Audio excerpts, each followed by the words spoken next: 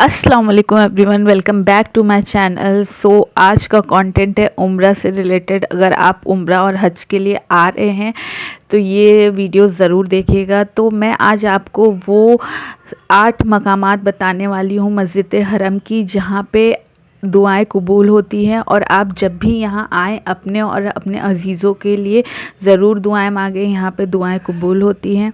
काबे शरीफ पे पड़ी पहली नज़र की दुआ कबूल होती है। तो आप कोशिश यही करें कि हरम में जैसे ही इंटर ले तो नज़रें झुका के ही जाएं, और जैसे ही आपको काबा शरीफ दिख जाए तो आप ढेर सारी अपने लिए और अपने अजीज़ों के लिए दुआएं मांगें, क्योंकि काबे शरीफ पे पड़ी पहली नज़र की दुआ कबूल होती है।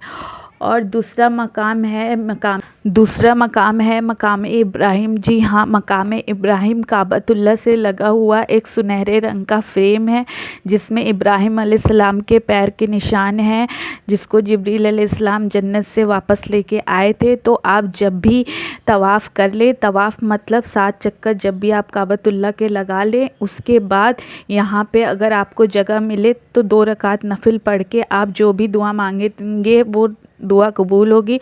तो कोशिश यही करें कि आप तवाफ़ के बाद यहाँ पे 2 रकात नफिल पढ़ के अपने और अपने अजीज़ों के लिए दुआ मांगे, क्योंकि मकाम इब्राहिम के पास जो भी दुआ मांगा जाए वो दुआ कबूल होती है। तीसरा मकाम है हतीम। जी हाँ, हतीम में नमाज़ पढ़ने का मौका अब आपको बआसानी मिल सकता है।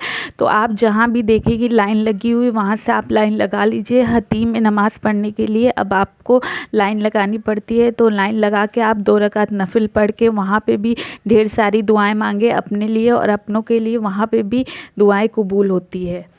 चौथा मकाम है मिज़ाबे रहमत। मिज़ाबे रहमत के नीचे खड़े होकर भी दुआएं मांगे, आपकी सारी दुआ कबूल होगी। मिज़ाबे रहमत काबतुल्लाह के ऊपर जो सुनहरे रंग का परनाला है उसको बोला जाता है, तो वहाँ पे भी आप खड़े होके अपने और लिए दुआएं मांगे। जी हाँ, मिज़ाबे रहमत के नीचे भी खड़े होके जो भी दुआ मांगे वो सारी दुआएं कबूल होती है। तो आप ढेर सारी दुआ मांग सकते हैं। और 5वीं जगह है हजरे अस्वद।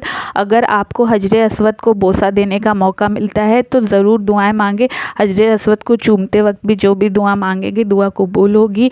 और 6ठी जगह है मुल्तज़िम। मुल्तज़िम काबतुल्लाह के दरवाज़े से लेकर हजरे अस्वद तक का जो एरिया है उसको मुल्तज़िम बोलते हैं। वहाँ हमारे नबी ने ढेर सारी दुआएं मांगी थी, तो आप भी वहाँ दुआ मांगिए, वहाँ भी दुआ कबूल होती है।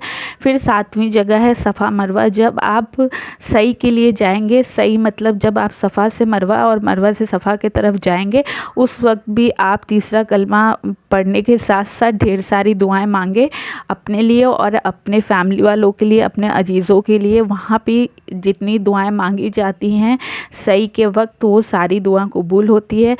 तो ये जो एरिया है इसमें आप कोशिश करें कि ढेर सारी दुआएं मांगे। और 8वीं जगह है मताफ़। जी हाँ, मताफ़ के पास आपको जहाँ भी जगह मिले आप वहाँ खड़े होके दुआएं मांगे। ढेर सारी मताफ़ के पास कुछ मखसूस मकामात है, मगर पूरे मताफ़ के एरिया में आप जहाँ भी दुआएं मांगेंगे दुआ कबूल होती है। सो ये थे 8 मकामात मस्जिद हरम के अंदर, जहाँ आप जो भी दुआएं मांगेंगे दुआ कबूल होगी। सो आप अगर हज उम्रे पे आ रहे हैं तो ढेर सारी अपने लिए और अपनों के लिए दुआएं मांगें। और दुआ मांगते वक्त मुझे और मेरी फैमिली को भी दुआओं में याद रखिएगा। इन्फॉर्मेटिव वीडियो लगी हो तो लाइक, कमेंट, सब्सक्राइब करिएगा। अल्लाह हाफिज़।